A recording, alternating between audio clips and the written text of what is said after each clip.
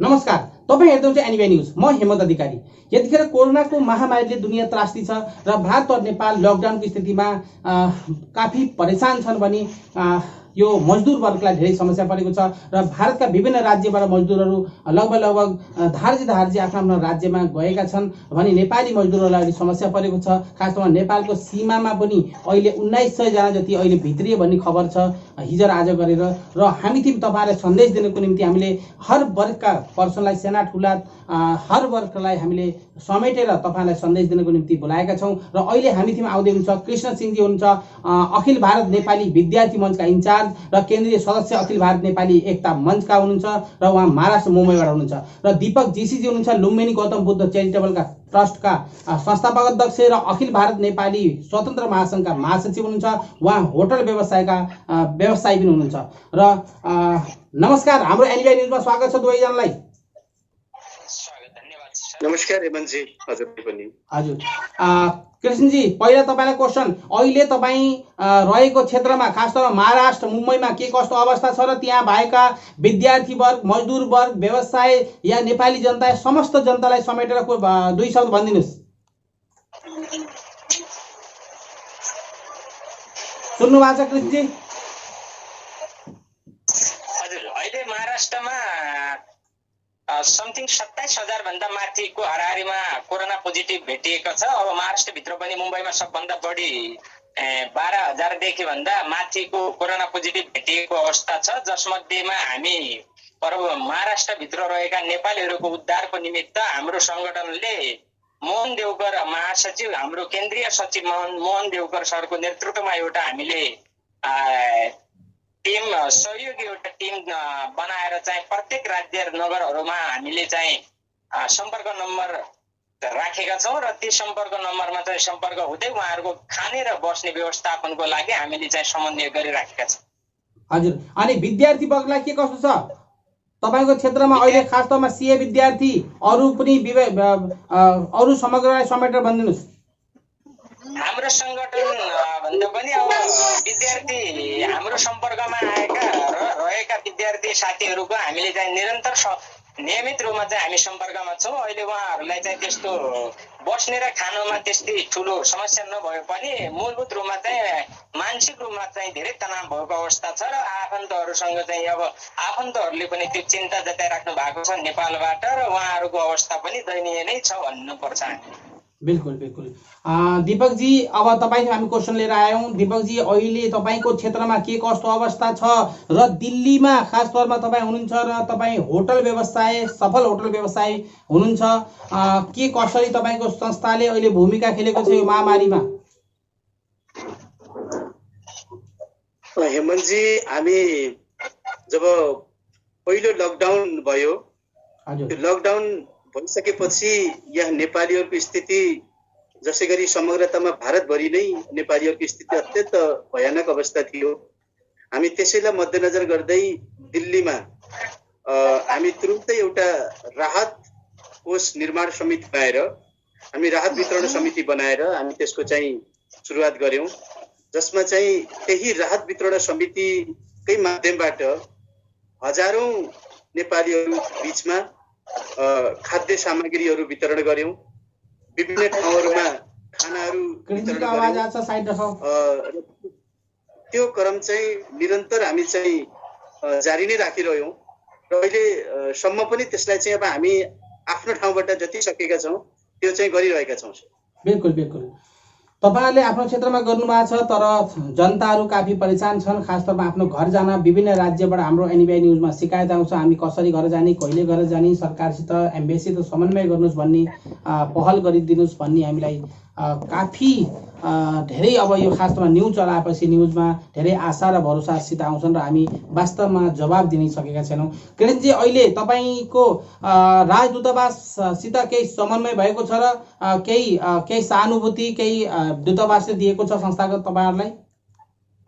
राजदूतावासले हामीसँग कुनै त्यति खासै अब सम्पर्क त हुँदैनन्, तर पनि हामीले च्यानल मार्फत चाहिँ हामी हाम्रो एकता मञ्चका केन्द्रीय सचिव आरबी खड्का सर हुनुहुन्छ, उहाँको सम्पर्कबाट चाहिँ हामीले राजदूतावाससँग पनि समन्वय गरेर अब भारतको प्रशासनसँग वा समन्वय गर्नुपर्ने अवस्था आउँछ भने हामीले त्यसरी चाहिँ मिलाउने एउटा प्रक्रिया बनाएका छौँ। आरबी खड्का सर मार्फत चाहिँ सम्पर्क भइरहन्छ। हजुर हजुर।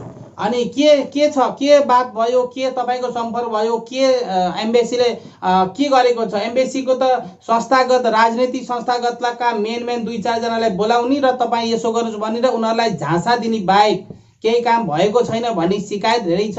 हाम्रो एनबिआई न्युजमा आएको छ र एनबिआई न्युजले पनि बार बार सम्झाएको छ कि एम्बेसी पनि राष्ट्र सरकारले केही निर्देश नदिँदासम्म केही भएको छैन। सरकारले पनि कोही व्यक्ति कसरी लिस्टिङ पाएको छैन भनेका छन्। लिस्ट बनाउने अवस्थामा तपाईँहरूले केही फर्म पनि भर्नुभएको थियो, के कस्तो छ त्यो विषयलाई बताइदिनुहोस्। हामीले एमबिसीको बारेमा बोल्नु पर्दा एमबिसीले जुन ढङ्गबाट आफ्नो जिम्मेवारीलाई चाहिँ पुरा गर्नुपर्ने त्यो जिम्मेवारीबाट चाहिँ उहाँ पछि हट्नु भएको छ। त्यसमा चाहिँ अब सम्पूर्ण प्रवासी नेपाली जनताले थाहा पाएकै कुरा छ र साथै हामीले चाहिँ प्रवासमा रहेको नेपालीहरूलाई चाहिँ आफ्नो माध्यमबाट हामीले चाहिँ उहाँहरूको विवरण लिँदै गरेका छौँ र अहिले हाम्रो सम्पर्कमा रहेको मेरै सम्पर्कमा रहेका नेपाली साथीहरू 1700 भन्दा माथि नेपालीहरू मेरो सम्पर्कमा हुनुहुन्छ, जसमध्येमा लातुर जिल्लाबाट नै हाम्रो सम्पर्कमा 80 भन्दा माथिका साथीहरू हुनुहुन्छ र त्यसै गरेर यता मुम्बईभित्र चाहिँ अल्पत्र परेका बढीभन्दा बढी गरेर चाहिँ सुदूरपश्चिमको साथीहरू हुनुहुन्छ। उहाँहरूले चाहिँ हामीलाई घाँस छैन, बास छैन, बस्नुको लागि ठाउँ छैनन्, अब खानुको लागि हामीसँग कुनै पनि अब चाहिँ त्यस्तो किसिमको सुविधा छैनन्, हामीले चाहिँ केही राहत गरिपाउँ भनेर चाहिँ उहाँले सम्पर्क गर्नुहुन्छ र उहाँहरूको खाना र बस्ने व्यवस्थापनको लागि हामीले चाहिँ स्थानीय सरकारसँग सम्बन्धित ठाउँमा चाहिँ कन्ट्याक्ट गरेर उहाँहरूका मालिकहरूसँग कन्ट्याक्ट गरेर चाहिँ हामीले चाहिँ त्यो समस्यालाई चाहिँ समाधान गर्नेतिर हामी केन्द्रित भएका छौँ र त्यसमा चाहिँ राजदूतावासको तर्फबाट कुनै किसिमको चाहिँ हामीसँग नियमित रूपमा केही पनि किसिमले चाहिँ सम्पर्क हुँदैन। हामीले हाम्रो सङ्गठनको एउटा निर्देशन बमोजिम हामीले चाहिँ आफ्नो मानवताको तर्फबाट चाहिँ हामीले यो जिम्मेवारीलाई पुरा गरिराखेका छौँ। बिल्कुल। दीपकजी, अब म तपाईँथिमा आएँ। दीपकजी, अब तपाईँको संस्थाले पनि राजदूतावाससित कसरी समन्वय गरेको छ र भविष्यमा के छ? यी जनताहरूलाई आश्वासन दिने बाहेक के ठोस कदम समग्र संस्थालाई एनबिए न्युजको तर्फबाट मैले क्वेसन सोधेँ कि तपाईँले के ठोस कदम निकाल्नु भएको छ र सरकारसँग, एम्बेसीसँग, तपाईँहरूको समग्र संस्था, भातृ सङ्गठन लगायत यहाँ विभिन्न सङ्घ संस्थाहरू छन्, सैकडौँमा संस्थाहरू यहाँ दिल्लीभित्र पनि 100 भन्दा माथिका संस्थाहरू छन्। के कसरी समन्वय गरेर कदम चाल्नुहुन्छ भविष्यमा? हामी निरन्तर पहिलो लकडाउनको चरणदेखि नै दूतावाससँग चाहिँ प्रतिदिन समन्वय गर्ने निरन्तर कोसिस गरिरह्यौँ र दूतावासको चाहिँ औचित्यमाथि चाहिँ एउटा ठुलो प्रश्न चिन्ह तेर्सिएको छ। यो दूतावासको आवश्यकता किन भन्ने विषयहरूमा, किनकि पछिल्लो चरणमा जति बेलासम्म चाहिँ यहाँ नेपाली सङ्घ संस्थाहरूले दूतावासका कर्मचारीहरूलाई भगवान जस्तै पूजा गरेर स्टेजमा लगेर माला लगाइयो र पछिल्लो चरणमा जसरी नेपालीहरूले दुःख पाउँदाखेरि दूतावास एउटा अभिभावक संस्था बन्न सक्छ कि भन्ने चाहिँ हामी सबैजनाको एउटा ठुलो अपेक्षा थियो, तर त्यसमा चाहिँ दूतावासको भूमिका एकदमै शून्य देखियो। हामी निरन्तर दूतावाससँग सम्पर्कमा रहिरहँदाखेरि हामीहरूको उहाँहरूसँग के भन्यो भन्दाखेरि ठिक छ, तपाईँहरूसँग पैसा छैन होला, तपाईँहरूसँग बजेट आएको छैन होला, तर तपाईँहरूसँग काम गर्ने इच्छा शक्ति यदि हुन्छ भने अहिले पनि विकेन्द्रीकृत रूपमा चाहिँ भारतमा विभिन्न सङ्घ संस्थाहरूले, विभिन्न व्यक्तिहरूले प्रत्यक्ष अप्रत्यक्ष रूपमा चाहिँ थुप्रै नेपालीहरूलाई धेरै मात्रामा सहयोग पुर्याउनु भएको छ। त्यही सहयोगलाई पनि दूतावासले पहल गरेर विकेन्द्रित रूपमा गरिएको सहयोगलाई उहाँहरूले त्यसलाई चाहिँ एउटा केन्द्रीकृत रूपमा चाहिँ सहयोग एउटा दिन माहौल बनाउनु हुन्थ्यो भने पनि अहिले धेरै नेपालीहरूले पक्कै पनि चाहिँ केही राहत महसुस हुन्थ्यो र हाम्रो अभिभावक संस्था दूतावास छ भन्ने चाहिँ महसुस हुन्थ्यो। तर अहिलेको अवस्थामा दूतावासको भूमिका एकदमै यहाँ नेपालीहरूप्रति एकदमै शून्य छ। हिजो अस्ति मात्रै हाम्रा केही नेपाली साथीहरू दूतावासमा पुग्नुभयो, बरु यहाँको दिल्ली पुलिसले उहाँहरूलाई पानी पिलाउने काम गर्यो, उहाँहरूलाई बसाल्ने काम गर्यो, तर दूतावासमा त्यहाँनिर दर्जनौं नेपालीहरू गेटमा चाहिँ त्यहाँ घन्टौं प्रतीक्षा गर्दाखेरि पनि उहाँहरू एकपटक बाहिर आएर सान्त्वना समेत दिन नसक्दाखेरि उहाँहरू चाहिँ नेपालीहरूप्रति एकदमै जिम्मेवारी हुनुहुन्न भन्ने कुराको चाहिँ यो प्रत्यक्ष रूपमा चाहिँ अब देखिरहेको छ। विमलजी, बिल्कुल बिल्कुल यतिखेर एम्बेसीको अहिले इम्तिहान पनि हो र एम्बेसीमा अहिले जो राजदूतजी आउनुभएको छ उहाँलाई पहिल्यै प्रश्न चिन्ह अहिले चारौँ तर्फबाट यो महामारीले को पनि समस्या थियो र उहाँलाई चारौँ तर्फबाट एउटा अहिले नेगेटिभ रूपमा आएको छ र महामहिमज्यूले अहिलेका राजदूत यहाँ निलम्बर आचार्यजीलाई यसलाई भूमिका अभिभावकको रूपमा उहाँले वास्तवमा खेल्न पर्ने आवश्यकता आएको छ। कसरी मिलाउने त्यसलाई चाहिँ हामीले जटिल समस्या छ, यसमा हामीलाई सजिलो छैन, तर फेरि पनि यो जटिल समस्यालाई सुल्झाउने कसरी त्यतापट्टि जाँदा राम्रो हुन्थ्यो। र कृष्णजी, अब प्रवासी नेपाली मजदुर तथा विद्यार्थी वर्गको यो महामारीको अवस्थामा कसरी समाधान होला? खास गरेर महाराष्ट्रमा त धेरै शिकायत छ र तपाईहरूको संस्थाले के विद्यार्थी वर्गलाई केही सहयोग भएको छ?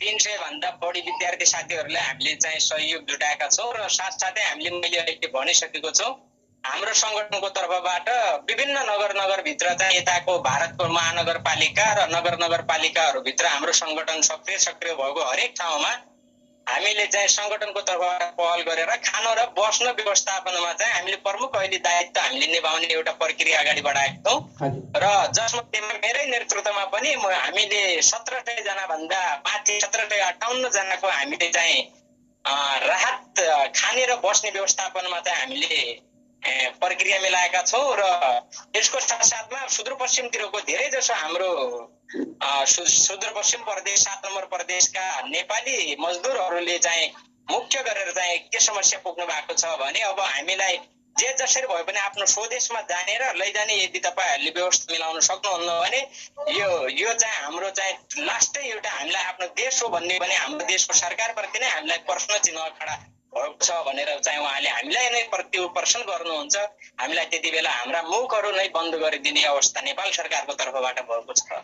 बिल्कुल बिल्कुल यतिखेर मजदुर वर्गलाई मैले सुरुबाट भनिरहेको छु र सरकारलाई पनि बिल्कुल जानकारी छ कि मजदुरकै सरकार हो र अहिले महामारीको डरले मात्रै सरकारले भित्राउन सकेको छैन।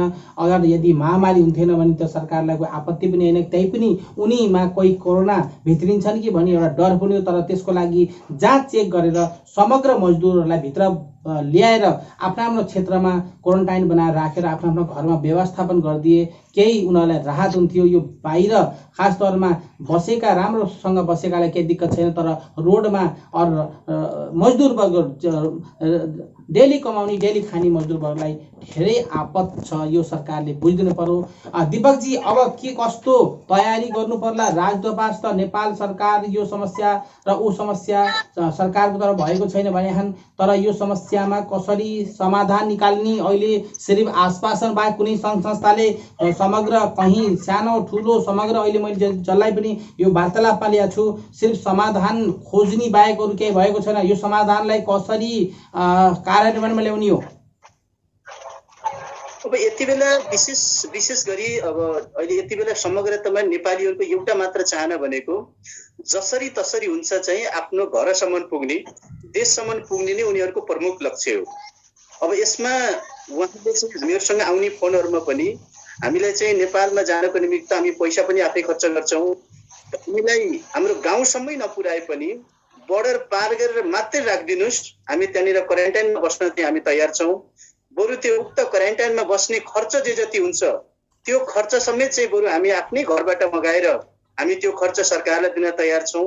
तर हामी मर्नु परे पनि आफ्नै देशको माटोमा मर्न तयार छौँ भनेर पटक पटक यहाँबाट एउटा मात्रै जनगुनासो नेपालीहरूको त्यही नै छ। त्यसरी मेरो सरकारलाई, दूतावासलाई पनि एउटा हाम्रो आग्रह के त भन्दाखेरि यसरी तपाईँहरूले चाहिँ तरिकाबाट र प्रक्रियागत ढङ्गबाट देशभित्र घुसाउनु भएन भने यदि नेपालीहरू यसरी नै अब निरन्तर रूपमा चाहिँ चाहे हिँडेर हुन्छ चाहे जसरी हुन्छ बोर्डरसम्म पुग्छन् र बोर्डरमा त्यहाँ पुगिसकेपछि नेपालीहरू जसरी पनि चाहे चोर बाटो नै किन नहोस् नेपालीहरू भित्रन्छन् र त्यो स्थिति आयो भने नेपालले चाहिँ यो कोरोनालाई निरन्तर गर्न सक्ने हामीसँग त्यो हैसियत छैन। त्यसैले पनि बरु भारतमा यति बेला जहाँ नेपालीहरू जुन ठाउँमा जसरी बसिरहेका छन् उनीहरूलाई त्यही ठाउँमा त्यहाँनिर कुन प्रकारको सहयोग गरेर हुन्छ, विभिन्न सङ्घ संस्थाहरूसँग कुरा गरेर हुन्छ, यहाँको पुलिस प्रशासनसँग कुरा गरेर हुन्छ, अथवा उनको निमित्त केही एउटा सामान्य बजेट छुटाएर हुन्छ, एटलिस्ट खाना र बस्नको निमित्त कुनै समस्या नआओस् भन्ने प्रकारको एउटा बजेट छुट्याएर हुन्छ। उनीहरूलाई अहिले यहीँनिरै सान्तवन दिएर रुकाउन सकियो भने हामी चाहिँ सुरक्षित रहनेछौँ। यदि त्यसो गर्न सकिएन भने निरन्तर रूपमा चाहिँ नेपालीहरू देशभित्र छिर्छन् र त्यति बेला सरकारसँग कुनै पनि त्यस प्रकारको डेटा हुने छैन र त्यसले चाहिँ भविष्यमा नेपाल अत्यन्त ठुलो एउटा यो सङ्कटको उसबाट चाहिँ गुज्रनेछ। त्यसको निमित्त सरकारले, दूतावासले यसलाई समयमै यसको निमित्त चाहिँ एउटा समाधान खोजोस् भन्ने पनि हाम्रो आग्रह त्यही नै छ। बिल्कुल। कृष्णजी, तपाईँको खास तौरमा संस्थागत हुनुहुन्छ भने तपाईँको अखिल भारत नेपाली एकता मञ्चका अध्यक्षसँग केही समन्वय भएको छ, केही दिशानिर्देश दिनुभएको छ तपाईँहरूलाई?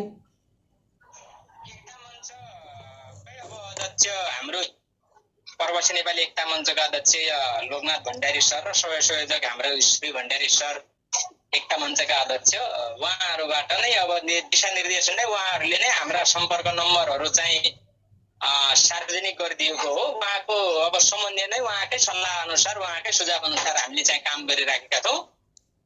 हजुर, बिल्कुल। कृष्णजीले भन्नुभयो खास तौरमा हामीलाई उहाँकै दिशानिर्देशबाट हामी काम गरिरहेका छौँ। लोकनाथ भण्डारीजी र ईश्वरी भण्डारीजी दुवैजना अध्यक्ष र सहअध्यक्ष हुनुहुन्छ, संयोजक हुनुहुन्छ र उहाँले जो छ भन्नुभयो हामीले कुनै पनि हालतमा हामीले 1700 जनताहरूलाई हामीले सेवा गर्न मौका मिल्यो र हामीले गरिरहेछौँ। 300 विद्यार्थीहरूलाई सहयोग गऱ्यौँ, यो भन्नुभएको हाम्रो चाहिँ कृष्ण सिंहजीले, अखिल भारत नेपाली विद्यार्थी मञ्चका इन्चार्ज र केन्द्रीय सदस्य हुनुहुन्छ अखिल भारत नेपाली एकता मञ्चमा। र अहिले दीपकजी, तपाईँ हाम्रो एनबिआई न्युजमा आउनुभयो र हामीले लास्ट क्वेसन तपाईँलाई सोध्यौँ। एनबिआई न्युजका दर्शकहरूलाई पनि केही सन्देश दिनुहोस्, लास्ट क्वेसन।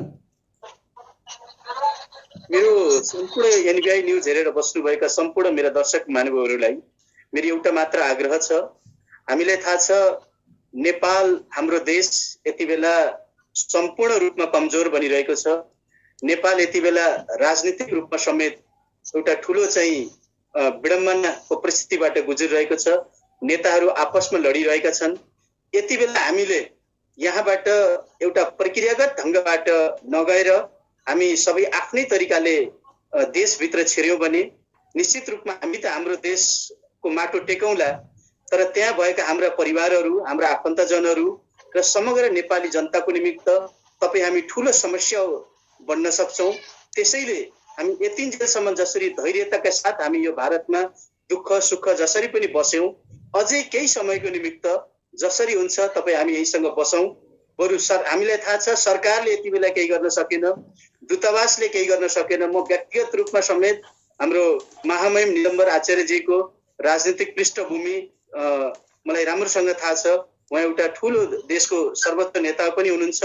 उहाँको निमित्त पनि एउटा ठुलो परीक्षाको घडी थियो।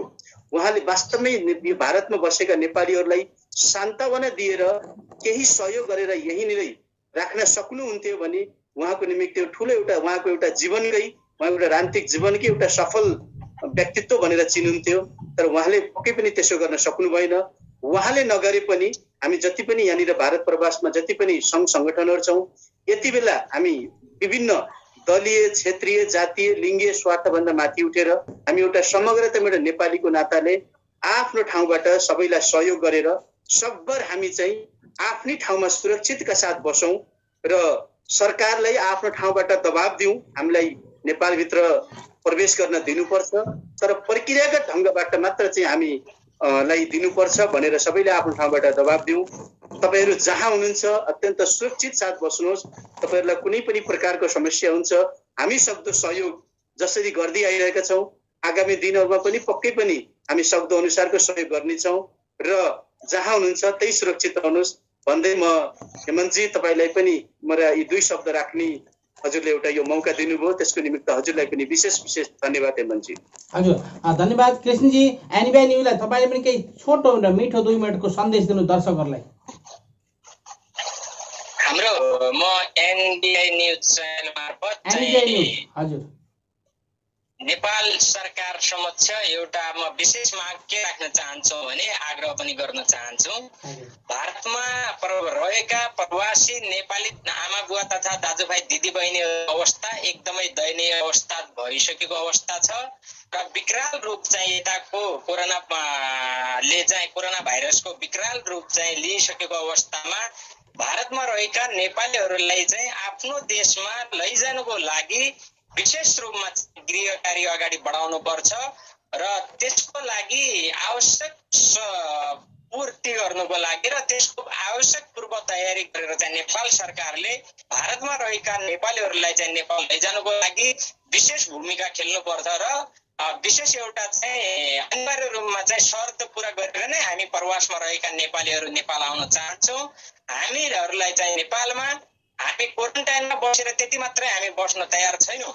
क्वारेन्टाइनमा नेपालीहरूलाई बसाल्ने हो भने हामीलाई चाहिँ जुनसुकै पनि हामी श्रमदान गरेर पनि नेपाल सरकारलाई सहयोग गर्नेछौँ। हामीहरूलाई त्यो ढङ्गको पनि एउटा प्रस्ताव हामी नेपाल सरकार समक्ष यो एनबिआर टिभी न्युज च्यानल मार्फत हामी दिन चाहन्छौँ र साथै नेपाल सरकारले भारतमा रहेका नेपालीहरूको बारेमा राजदूतावासलाई चाहिँ एकदमै चाहिँ अब काडा रूपमा चाहिँ निर्देशन दिनुपर्छ र भारतमा रहेका विभिन्न सङ्घ संस्थाहरूले चाहिँ जसरी चाहिँ काम कारबाहीहरूलाई चाहिँ अगाडि बढाएको छ त्यसमा चाहिँ राजदूतावासले पनि समन्वय गरेर चाहिँ हामी राजदूतावासलाई चाहिँ सहयोग गर्न तयार छौँ। राजदूतावासले चाहिँ आफ्नो ठाउँबाट चाहिँ विशेष भूमिका चाहिँ खेलिदिनुपर्छ भन्ने म आग्रह गर्न चाहन्छु र एनबिआर टिभी च्यानल मार्फत हामीलाई कुरा राख्ने मौका दिनुभयो, यो अवसर दिनुभएकोमा हेमन्त सरलाई पनि म विशेष धन्यवाद दिन चाहन्छु। हार्दिक धन्यवाद। हजुर, यहाँ कृष्ण सिंह हुनुहुन्थ्यो, खास तौरमा अखिल भारत नेपाली विद्यार्थी मञ्चका इन्चार्ज र केन्द्रीय सदस्य अखिल भारत नेपाली एकता मञ्चका हुनुहुन्छ कृष्ण सिंहजी र महाराष्ट्रबाट हुनुहुन्थ्यो दीपक जीसीजी लुम्बिनी गौतम बुद्ध चेरिटेबल ट्रस्टका संस्थापक अध्यक्ष हुनुहुन्थ्यो र अखिल भारत नेपाली एकता नेपाली स्वतन्त्र महासङ्घका महासचिव बलि वर्तमानमा हुनुहुन्छ र उहाँ होटल व्यवसाय हुनुहुन्थ्यो र हाम्रो एनबिआई न्युजमा आएर तपाईँ दुवैजनाले सन्देश दिनुभयो, यसको लागि धेरै धेरै नमस्कार, धेरै धन्यवाद। नमस्कार। Subscribe to our channel by clicking the subscribe button. Click the bell button and enjoy the latest uploads from our channel.